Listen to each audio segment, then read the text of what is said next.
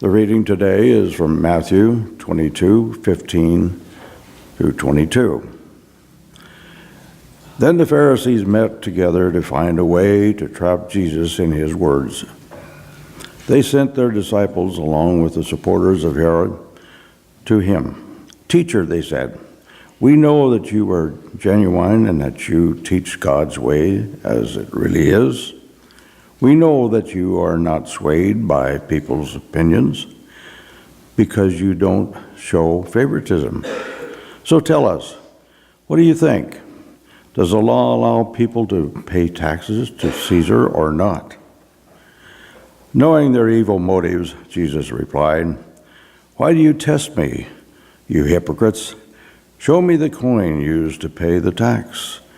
And they brought to him denarian, "And whose image and inscription is this?" he asked. "Caesar," they replied. Then he said, "Give to Caesar what belongs to Caesar, and to God what belongs to God." When they heard this, they were astonished, and they departed. The word of the Lord. Thanks be to God.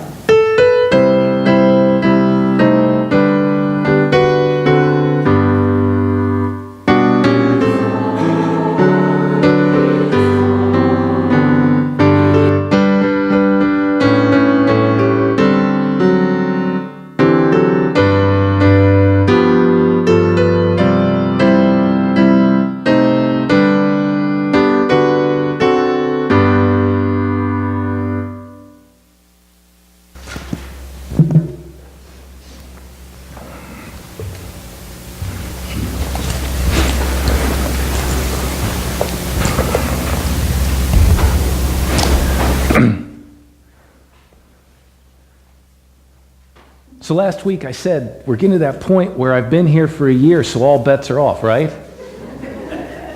So what do I do the first Sunday after I celebrate my year but come in and do a stewardship sermon, just like I did a year ago?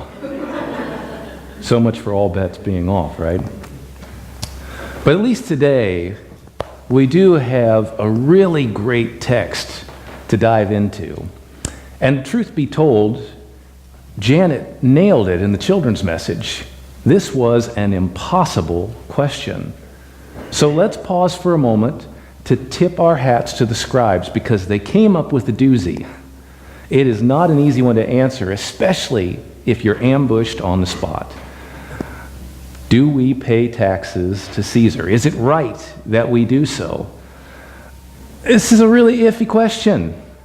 Because if you take the Jewish line and say no, well, you better hope that centurion doesn't hear you saying that you don't have to pay tax to Rome, because those guys end up in prisons and on crosses. However, being surrounded by other adherents of the Jewish faith, if he then gives the safe Roman answer and says, well, of course you have to pay your taxes to Rome, well, then you're tantamount to committing blasphemy. You're saying it's okay for the conquerors to be here amongst a people who has fought tooth and nail the hardest throughout the entire Roman Empire to throw the Romans back out. So this was a no-win question, unless you happen to have the very best of answers. Now, as I was considering this question and how you make an entire sermon out of this, I noted that this year's materials for the stewardship campaign that we have suggested that we actually talk about the question that comes off right of the face. As Christians, is this telling us that we should have some questions about paying our taxes? Are there some of us who would secretly delight in the thought that God's giving us okay to not have to pay that anymore? I will take it from your laughter, that's probably yes.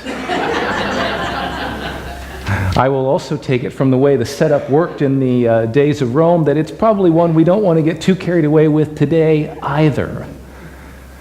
And there's actually a bunch of tradition around this. Even some who have broken away from our own movement or come from the early movement distance themselves so much from the physical, social, and governmental world around them that there are some out of our own disciple tradition who would have argued we shouldn't be paying taxes to the government. We owe our allegiance to God. And I can admire that position, even if I'm not necessarily going to go there with them. But I was faced with my own choice and my own challenge on this.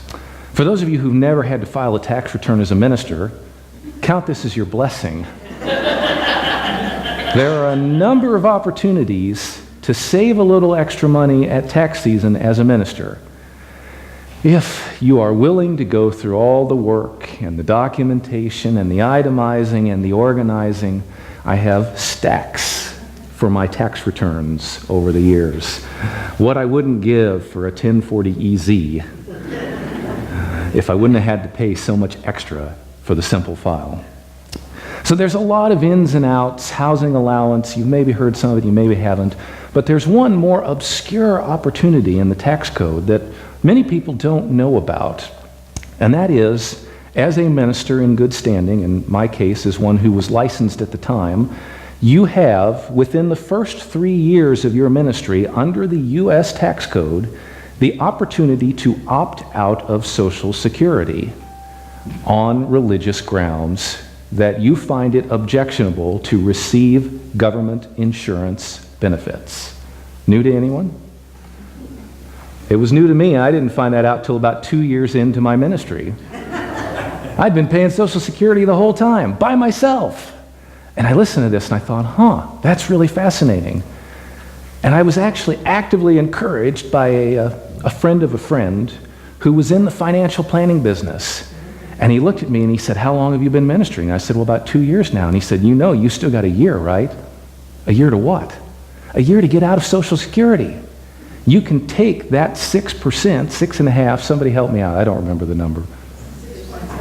6.75%. I knew somebody in this building would know that. You could take that 6.75%, instead of paying it into Social Security, deposit it in your own retirement account and build those savings for yourself." And I looked at him and I thought, wow, that would add up after a while. I also went and looked up the law. And I double-checked it really hard. And I realized, well, it's not quite as simple as he made it. Because under penalty of perjury, you have to swear that you have an honest religious objection to government insurance and pension programs. And I realized very quickly that I do not. So I decided that in the balance, it probably wasn't worth the potential for perjury, even though the odds of anyone ever calling on me on it were slim to nothing. But I also realized at the time that I had an important choice to make. It wasn't just about getting out of Social Security for me, but it was also about who I would leave behind by stepping away from the program. We all know how it works. If truth be told, Social Security is the great legal Ponzi scheme that we use to kind of pay forward to those in the generations before us as we earn to cover their benefits. And yes, we've all heard the stories, whether it's sometime next month or sometime in the next 30 years, allegedly the trust fund's going to dry up and go bankrupt, go broke. And I had thought about that with this opportunity to opt out. Should I continue to pay into a system that I'm not going to benefit from? And at the end of the day, my answer was still yes. When my grandfather passed away, they were living off of his Social Security that he had earned while operating a farm for years after World War II, and also a disability pension he was drawing based on his service. Having spent 6 months as a prisoner of war in German camps, he had received some injuries to his feet and had dealt with partial disabilities all his life, and that grew worse as he aged. So at the end of their lives in retirement, my grandparents were living off of what they had saved for themselves, Grandpa's Social Security, and Grandpa's war pension. Now I've told you, my grandmother did work here in this part of the world for a brief time, even at the yards, but primarily at Boeing, working on B-17 wings during the war. But her earnings towards Social Security were minimal. You have to build up your credits in order to even withdraw, even in order to take a payment at retirement. And then how many credits and how much they're worth will determine, in some level, the benefit that you can receive. After the war, Grandma worked on the farm. Guess what her salary was working on the farm? Big fat zero, which means that the Social Security credits she put into the system as a farmer's wife were a big fat zero. Even though I would make the argument she worked every bit as hard as my grandfather. But because when tax filing came, the farm income was filed under his name, he received Social Security credits. She had no wages, she received none. So when Grandpa passed away, we suddenly found ourselves in a precarious situation in which my grandmother was only going to receive a partial benefit out of his Social Security, was receiving none for herself, and they were preparing to take away the disability benefit. Had there not been some finagling by an outstanding young vet who had come back and went to work for the VA, who fought to keep her a larger share of her Social Security and a portion of that disability pension, Grandma's savings would not have lasted very long after Grandpa had passed away. So when this friend of a friend approached me and said, you know, you have the opportunity to get out and to make good for yourself, to look out for number one, I already knew that I couldn't. It was because of people who weren't in that position of being able to take their opportunity to look out for number one that my grandmother was secure in the rest of her life after grandfather's passing. Had it not been for those Social Security benefits that came in that she did not earn according to the pension rules and the credit system, we would have been finding alternative and unique ways to take care of my grandmother. I've realized, whether I get a penny of it or not, for me, the value in Social Security is that I'm taking care of my grandmother, and I'm taking care of your grandmother, and I'm taking care of your friends and your neighbors and your children in need and those who are suffering with debilitating diseases, those who are dealing with mental illness, those who otherwise are disabled and unemployable. This is my pay it forward to take care of them. And it's a decision I consciously made.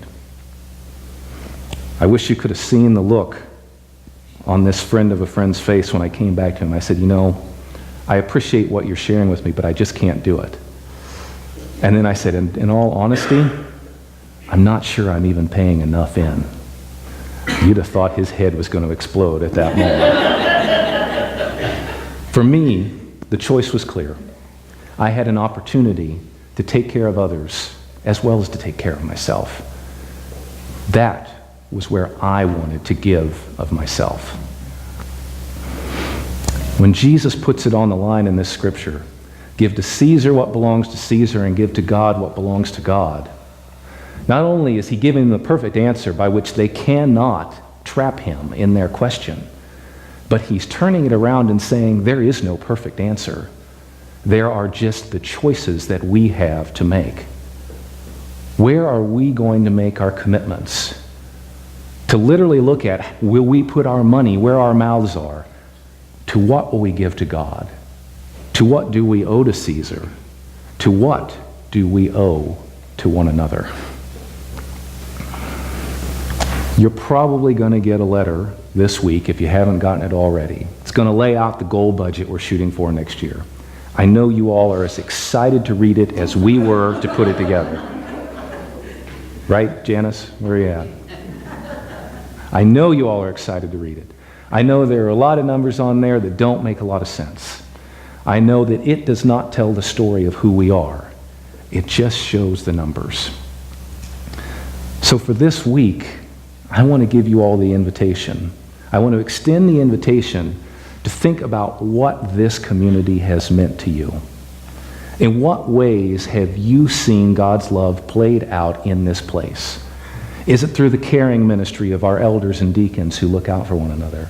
Is it in our fellowship times when we come together to play games, to share meals, to discuss and converse, to study? Is it through a partnership with somebody like Holly Ridge that we can share our space with them And that's a good mission for our building. The 12-step groups, the Puget Soundsters. Are these the stories of our faith that make sense to us and make this commitment worth it? And is it something that we're literally willing to put our money where our mouths are?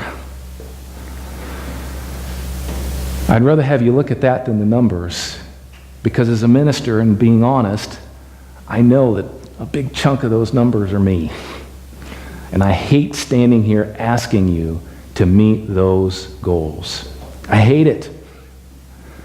And yet, the story that we tell is much bigger than the minister's salary package. The story that we tell is so much grander than the cost to pay the electrical bills and to pay the utilities and to keep the building maintained. It's so much more than our staff salaries. It's so much more than our worship supplies. It is the experiences that we have together. It is the ministry and the mission that we accomplish. Is this giving to God what belongs to God? Is giving to each other what belongs to each other? At the end of the day, like Jesus, I really have to turn this question around to you all and invite you to answer it for yourselves. What belongs to God? What belongs to Caesar? What belongs to us? We've got to keep a little bit. But how will we choose to live out our values? And what about this community do we value that makes it worth it? So I invite you to go and to pray. What is God's? What is ours? How do we share that, and where do we draw the line? Every one of us has to make that decision for ourselves. And I have great faith that when and as we do, we will be able to fund the course through ministry that we are plotting for the year ahead. We've done it before, we'll do it again. So go and consider. What will you give to God? What will you keep for yourselves? And what do we give to each other? These are the stories of our faith. May they empower us. May they inspire us. May they encourage us. Amen.